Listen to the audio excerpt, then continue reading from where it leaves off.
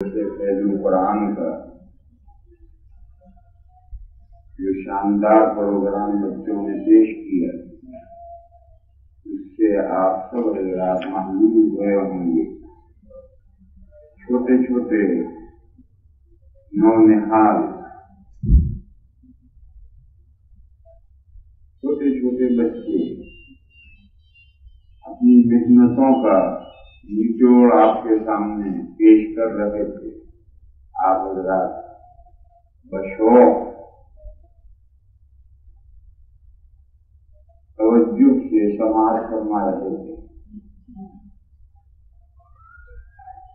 अल्लाह ताला इनके असातिज़ा को जज़ाए खैर अता फरमाए, इनके जिम्मेदारान को अल्लाह ताला बेहतरीन सिला अता फरमाए कि उन हज़रात की मेहनतों से जरा से बच्चे जिनको बोलना भी नहीं आता, वो अच्छी अच्छी बातें आप हज़रात को और हमें सबको सुना कर गए। अल्लाह ताला इन बच्चों को तरक्की अता फरमाए, इन बच्चियों को भी अल्लाह ताला कामयाब फरमाए। इस मौके पर बहुत सी बातें कहने को तो जी जाता है, मगर वक्त भी अब ज्यादा नहीं रहा और असर की नमाज में ज्यादा दाखिल भी मुनासिब नहीं है। इसलिए मुख्तसर तरीके पर एक सवाल का जवाब देना। आम तौर पर लोग ये सवाल करते हैं ऐसे मुल्कों में जो गैर इस्लामी मुल्क है, यानी वहां इस्लामी हुकूमत नहीं, जैसे हमारा हिंदुस्तान है, आपका ये मुल्क है, यहाँ गैर इस्लामी हुकूमत है। वहां आम तौर पर लोग ये सवाल करते हैं कि जब हुकूमत बच्चों की तालीम के लिए मुकम्मल इंतजाम किए हुए हैं, स्कूल से लेकर के कॉलेज और यूनिवर्सिटी तक तमाम इंतजामात हैं, तो फिर मुसलमानों को ये मदरसे क्यों चलाने पड़ रहे? इन मदरसों में आखिर क्या सिखाते हैं? जब कोई उनको ठीक से जवाब नहीं देता तो वो ये समझते हैं कि इसमें टेररिज्म सिखाया है, यही दहशतगर्द बनाया था इन मदरसों में। ये छोटे छोटे बच्चे क्या बेचारे दहशतगर्द बन जाएंगे? इसलिए एक सवाल है, उसका जवाब हमारे जहनों के अंदर होना चाहिए, माँ बाप के जहनों में होना चाहिए। उसी से मदरसों की अहमियत का पता चले। मेरे भाइयों, आप हजरात सभी जानते हैं, बहनें भी इस बात को समझती हैं कि अल्लाह की जो मखलूक इस जमीन पर हमारे इल्म में, अल्लाह की कितनी मखलूक है अल्लाह ही जानते हैं। वला यालमु जुनूद रब्बिका इल्ला हु, अल्लाह की क्या क्या मखलूकात अल्लाह जानते हैं। मगर इस जमीन पर जो हमारी निगाहों के सामने अल्लाह की मखलूकात हैं, उनमें इंसान एक कालम में है और दूसरी तमाम मखलूकात दूसरे कालम में, दो कालमों में तकसीम। अल्लाह ने इंसान को दो चीजें दी हैं, दीगर हैवानात को एक ही चीज दी। इंसान दीगर हैवानात को दुनिया की जरूरतें, जिस्म और जिस्म को डील करने वाली स्पिरिट दी, और इंसान को अल्लाह ने दो चीजें दी।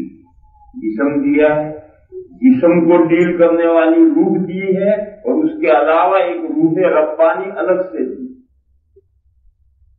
ये रूह रब्बानी दीगर मखलूकात को नहीं मिली। दीगर मखलूकात जब मैं बोलूं तो हमारी जमीन पर जो मखलूकात हमें नजर आती हैं, जो मखलूकात हम जानते ही नहीं, उनको उनकी बहस नहीं। तो इंसान का ये इम्तियाज है कि अल्लाह ने उसे रूह और जिस्म दो चीजें दी। ये जब रूह और जिस्म दो कहें तो ये रूह एक अलग टाइप की रूह है, जिसे अरबी में कहते हैं रूह रब्बानी, अल्लाह वाली रूह।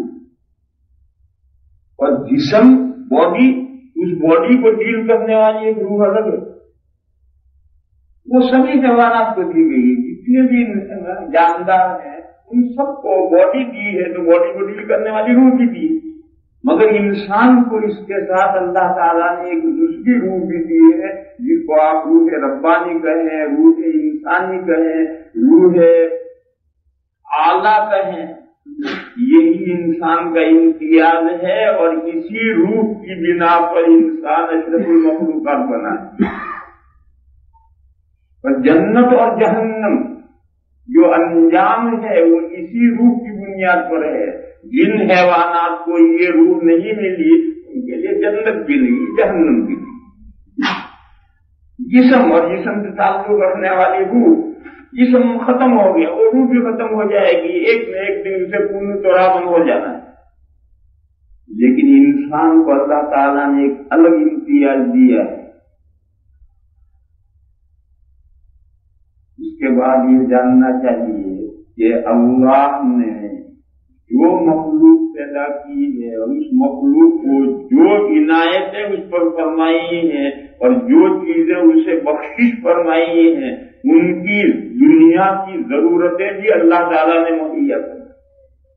اگر اللہ نے ایک مخلوق گھاس کھانے والی پیدا کی ہے تو پہلے زمین پر گھاس پیدا کر دی ہے تاکہ وہ مخلوق پیدا ہو کر گھاس کھا کر زندہ رہے۔ یہ نہیں ہے کہ وہ مخلوق پہلے پیدا ہوئی گھاس بعد میں پیدا ہوئی، گھاس پہلے پیدا ہوئی۔ ایک مخلوق اللہ نے گوشت کو پیدا کی ہے کہ وہ گوشت کھا کر ہی زندہ رہتی ہے، تو پہلے اس کے رزق کے لیے وہ چیزیں، وہ حیوانات بھی پیدا کیے جس کو وہ پیدا ہو کر وہ گوشت کھا کر زندہ رہے۔ ایک مخلوق اللہ نے پیدا کی جو صرف مٹی کھا کے زندہ رہتی ہے، تو مٹی پہلے پیدا کی تاکہ وہ مخلوق پیدا ہو کر مٹی کھا کر زندہ رہے۔ تو اللہ تعالیٰ نے جو مخلوق پیدا کی ہے اس کی ضرورتیں اللہ نے مہیا کی ہیں۔ اور عربی میں رب، اردو میں پروردگار، پالنہار، اور انگریزی میں معلوم نہیں کیا کہتے ہیں؟ اس لفظ کا جو رب ہے، اس رب کا ہم بولتے رہتے ہیں، لفظ بولتے رہتے ہیں، اس کا مفہوم نہیں سمجھتے۔ رب کا مفہوم ہے جو کسی چیز کو عدم سے وجود میں لائے، یعنی لیس کسے ہست کرے، یعنی نتھنگ کو تھنگ بنائے، پھر اس کی تمام وجود کی ضرورتیں، یعنی موجود رہنے کی جتنی ضرورتیں ہیں وہ ساری ضرورتیں مہیا کرے، اور پھر آہستہ آہستہ اسے تدریج دے کر انکریز کر کے اس کا جو آخری لیول ہے کمال کا وہاں تک پہنچے۔ اتنا کام کرنے والی جو ہستی ہے وہ رب کہلاتی ہے۔ تو جب اللہ تعالیٰ رب ہیں، رب العالمین ہیں، ساری کائنات کے رب ہیں، اور انہوں نے ہی ساری مخلوقات پیدا کی ہیں، تو ساری مخلوقات کا وجود کے لیے جو چیزیں ضروری ہیں وہ بھی پیدا کی ہیں، اور پھر ہر مخلوق کو ترقی دے کر اس کے کمال تک پہنچایا ہے۔ اللہ تعالیٰ پروردگار ہیں، ان کے علاوہ کوئی رب نہیں۔ جب اللہ تعالیٰ نے انسان کو دو چیزیں عنایت فرمائی ہیں تو دونوں کا نظم و انتظام بھی اللہ تعالیٰ نے کر رکھا۔ حضرت موسیٰ علیہ السلام جب فرعون کے دربار میں دعوت اسلام لے کر پہنچے اور اس نے پوچھا کہ مر ربکم یا موسیٰ، تمہارا رب کون ہے؟ تو حضرت موسیٰ علیہ السلام نے ایک سینٹینس میں تعارف کرایا، کہا ربنا الذی اعطی کل شیء خلقہ ثم ہدی، میرا پروردگار وہ ہے جس نے ہر مخلوق کو اس کا وجود دیا، اس کی بناوٹ دی، اور پھر اس کی گائیڈنس، اس کو راہ دکھائی۔ ثم ہدی، جب اللہ نے ہر مخلوق کو پیدا کر کے اس کی راہ دکھائی ہے تو دیگر حیوانات جن کے پاس جسم اور جسم کو ڈیل کرنے والی روح ہے ان کو بھی اللہ نے راہ دکھائی ہے، ان کو کسی یونیورسٹی میں نہیں پڑھنا پڑتا۔ بھینس کا بچہ پیدا ہوتے ہی اپنی زندگی کیسے گزارنی جانتا ہے، کبوتر کا بچہ پیدا ہوتے ہی اسے کیسے زندگی گزارنی جانتا ہے، کس نے سکھلایا؟ اللہ نے سکھلایا۔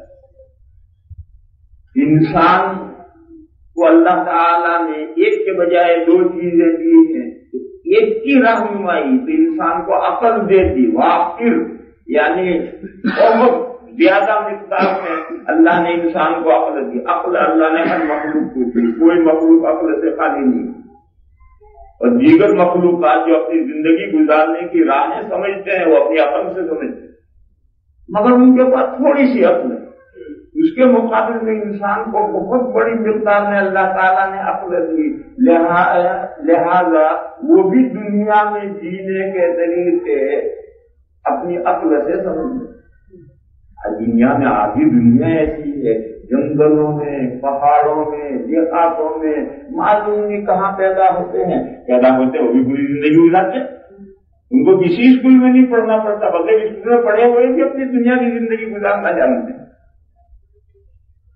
ہاں، اتنا فائدہ ہے کہ اس عقل کو تیز کیا جا سکتا ہے، جانوروں کے عقلوں کو تیز نہیں کیا جا سکتا۔ جانور بھینس کی عقل جہاں ہے وہیں رہے گی، اسے تم کتنا بھی پڑھاؤ آگے نہیں بڑھے۔ اب بعض جانور ایسے ہیں کہ ان کی عقلیں ذرا بڑھائی جا سکتی ہے، طوطے کو تھوڑا سا پڑھایا جا سکتا ہے، کتوں کو ذرا سا پڑھایا جا سکتا ہے، مگر وہ ذرا سا۔ اسی لیے تمام جانوروں کی جو سویلائزیشن ہے، تہذیب و تمدن ہے، وہ وہیں کا وہیں ہے۔ جیسے جب سے پیدا ہوئے آج تک وہی ہے، انہوں نے اپنی تہذیب کو ذرا آگے نہیں بڑھایا ہے۔ کیوں آگے بڑھانے کے لیے عقل تیز کرنی پڑتی ہے، وہ عقل ان کی تیز نہیں ہو سکتی۔ اور انسان کو جو اللہ نے عقل دی ہے، جو اس کے جسم کی ضروریات سمجھتا ہے، اس عقل کو بھی تیز کیا جا سکتا ہے۔ اسکول سے لے کر یونیورسٹیوں تک جو تعلیم ہے وہ اسی عقل کو تیز کرنے، اور اس عقل کے تیز ہونے سے انسان نے آسمان زمین کے ڈانڈے ملا دی، اس کی پروازیں چاند تک اور کہاں تک پہنچ گئی، زمین کی تہ میں وہ اترنے کی کوشش کر رہا ہے۔ یہ انسان کی جو عقل کو تیز کیا تعلیم کے ذریعے سے، اس کے ذریعے سے انسان نے ترقی کی، اور انسان کی انسانی تہذیب ترقی کرتی کرتی وہاں سے کہاں پہنچ گئی۔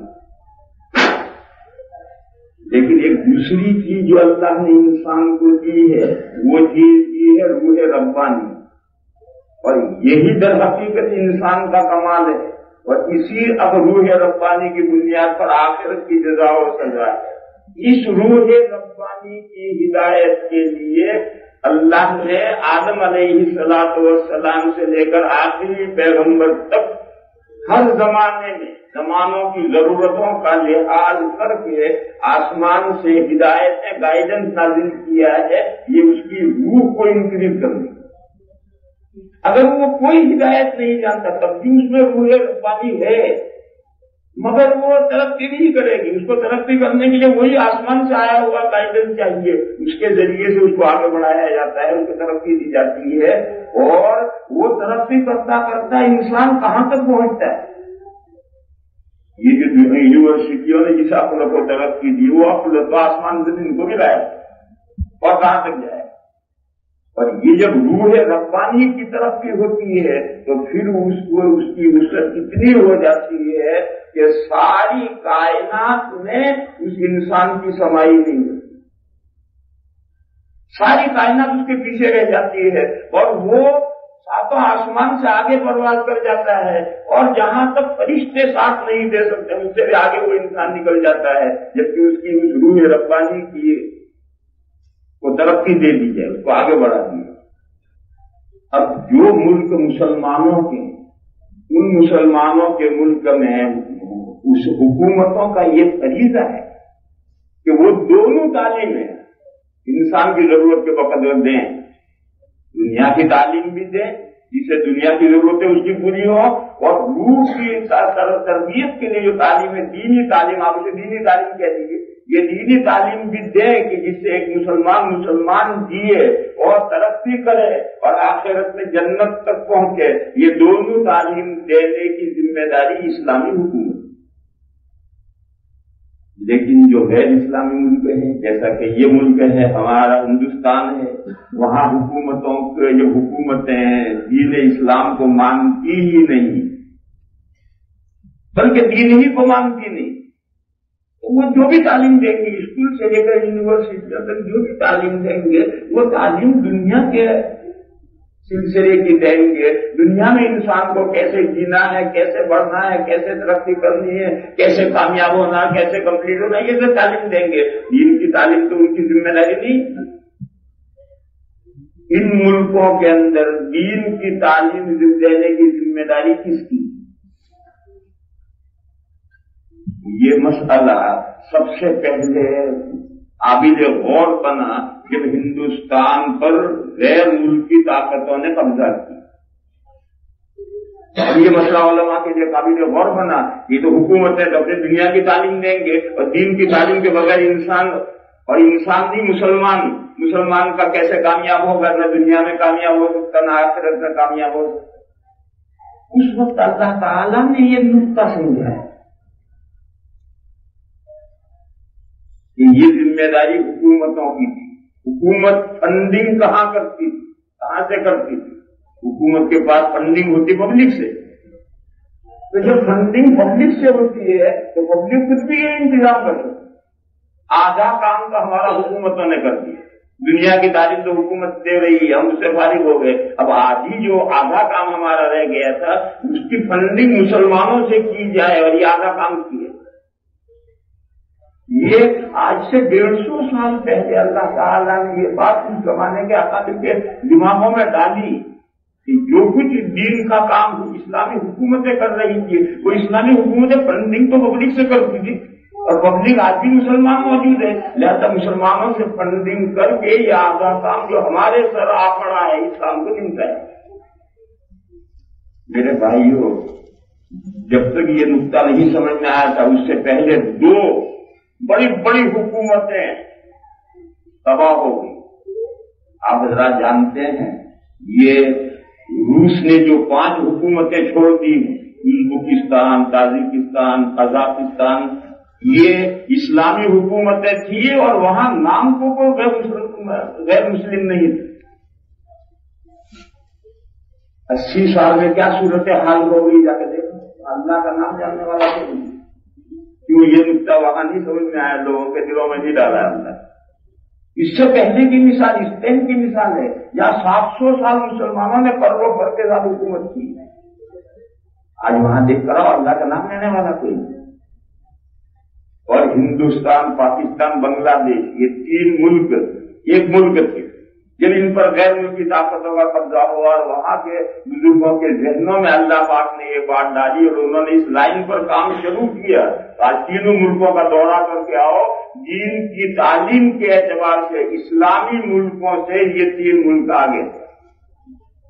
مسجدوں کے قیام کے اعتبار سے, مدرسوں کے قیام کے اعتبار سے, دین کی تعلیم کے اعتبار سے, علماء کے اعتبار سے, دینی ماحول کے اعتبار سے, عام مسلمانوں میں دینداری کے اعتبار سے, آپ کو وہ بات جو اسلامی ملک کہلانے والے مصر ہے, ترکی ہے, عراق ہے, ایران ہے, یہ وغیرہ جو اسلامی ملک ہیں, ایک ایکسپشن کر لیجیے سعودیہ کا. اس کے علاوہ جتنے اسلامی ملک کہلانے والے ہیں, آپ کو وہ دینی حالت کے اعتبار سے وہ بات ان ملکوں میں نہیں ملے گی جو ان ملکوں میں تھی, آج ہے. اور اللہ تعالیٰ اگر اللہ نے توفیق دی تو اور ترقی ہوگی. یہ صرف ایک نقطہ سمجھ میں آ گیا. اس نقطے کے سمجھ میں آنے کی وجہ سے آج یہ صورتحال ہے. میرے بھائیوں, اس نقطے کو سمجھانا اس وقت کا مقصود ہے, زیادہ گفتگو نہیں کرنا. قوم کے ہر فرد, ماں باپ ہوں, قوم کے ذمہ دار ہوں, یا علماء ہوں یا عوام ہوں, سب کو یہ نقطہ سمجھنا ہے کہ یہ آدھی ذمہ داری ہم پر ہے. آدھی ذمہ داری حکومت نے اٹھا رکھی ہے. دنیا کی تعلیم دے رہے ہیں, وہ دنیا کی تعلیم بھی لینی ضروری ہے. مسلمان کو اس تعلیم میں پیچھے نہیں رہنا, وہ تعلیم بھی لینی ضروری ہے. اور اس کے ساتھ یہ آدھی تعلیم کی جو رسپانسبلٹی ہمارے سر آ رہی ہے, اس کو اچھی طرح سے نبھانا ہے. ماں باپ کی کیا ذمہ داری ہے؟ ان کی ذمہ داری یہ ہے کہ وہ بچوں کو تعلیم کے لیے لازمن بھیجیں. جیسے اسکول ہر بچے پر ان کا ضروری ہے کہ ہر بچے کو اسکول میں لائیں. یہاں تو کوئی فورس نہیں, اور سے ماں باپ کریں, اپنے ماں باپ اپنے بچوں کا ذہن بنائیں, سمجھائیں, علم دین کی رغبت دلائیں, اس کی فضیلت بیان کریں, ذہن بنائیں. اور ان کو, کیونکہ بچوں پر ڈبل برڈن ہے, وہاں بھی پڑھنا ہے, یہاں بھی پڑھنا ہے, اور بچہ بہرحال بچہ ہے. لہٰذا اس کا ذہن بنا کر کے ہر ماں باپ کی ذمہ داری ہے کہ اپنے کسی بچے کو علم دین سے غافل, جاہل, بے خبر نہ رکھیں. پہلی ذمہ داری دین کی. پھر دوسری ذمہ داری ہر مسلمان کی, ماں باپ ہونے کی حیثیت سے نہیں, دوسری ذمہ داری ہر مسلمان کی یہ ہے کہ گاڑی میں تو پیٹرول ڈالیں گے جبھی گاڑی چلے گی, ویسے تو کھڑی کی کھڑی رہے گی. لہذا پیٹرول ڈالنے کے لیے بھی ہمیں کو تیار ہونا ہے. اور ہم سب کی مشترکہ محنت ہوگی، علماء کی، ماں باپ کی، عوام کی، ذمہ داروں کی، سب کی محنت ہوگی تو انشاءاللہ یہ آدھا شعبہ ہماری ذمہ داری میں آ گیا ہے۔ اللہ کی توفیق سے ہم اس کو پورا کریں گے اور ہم اپنے بچوں کو اس قابل بنا کر کے چھوڑیں گے کہ کل ہماری آنکھ بند ہو جائے تو اسلام کا نام ختم نہ ہو جائے، بلکہ اسلام کی نمائندگی کرنے والے یہ بچے ہمارے قائم مقام بن جائے۔ آخر دعوانا الحمدللہ درود شریف پڑھی۔ اللہم صل وسلم وبارک علی سیدنا ومولانا محمد وعلی آل سیدنا ومولانا محمد بعدد من صلی وسلم۔ یا الہ العالمین ہماری خطاؤں کو معاف فرما، یا اللہ ہماری کوتاہیوں سے درگزر فرما، یا اللہ دنیا میں بھی ہمیں بھلائی عطا فرما، آخرت میں بھی بھلائی عطا فرما اور جہنم کے عذاب سے ہماری حفاظت فرما۔ یا الہ العالمین اس مدرسے کے بچوں کو علم نافع عمل صالح عطا فرما، یا اللہ ان کے اساتذہ کو جزائے خیر عطا فرما، یا اللہ ہماری نسلوں کی حفاظت فرما، یا اللہ ہمارے نفوس کو تقوی اور پرہیزگاری عطا فرما، یا اللہ دین سے لگاؤ اور محبت ہمارے اندر پیدا فرما، یا اللہ ہمارے مردوں کو اور ہمارے عورتوں کو دین کے تعلق سے جو ان پر ذمہ داری ہے اس کو سمجھنے کی توفیق عطا فرما۔ یا اللہ اس مسجد اور اس ادارہ اور اس مدرسے کے جو لوگ تعاون کرتے ہیں جس طرح سے بھی میرے مولا سب کو دنیا میں اور آخرت میں بہترین جزا عطا فرما۔ یا اللہ اس مجمع میں بہت سے مرد اور بہت سی بہنیں اپنے دلوں میں نیک ارمان رکھتی ہیں، جذبات رکھتی ہیں، میرے مولا سب کے دلوں کی حالت سے آپ واقف ہیں، سب کی جائز مرادیں پوری فرمائیں۔ میرے مولا ہم نے جو بیمار ہیں انہیں شفا عطا فرما، جو پریشان حال ہیں ان کی پریشانیوں کو دور فرما۔ یا اللہ جن کے سر پہ قرضے ہیں یا اللہ ان قرضوں کی ادائیگی کا سامان فرما۔ یا اللہ ہماری مغفرت فرما، ہمارے ماں باپ کی مغفرت فرما اور تمام مسلمان مردوں کی اور مسلمان عورتوں کی مغفرت فرما۔ سبحان ربک رب العزت عما یصفون وسلام علی المرسلین والحمد للہ۔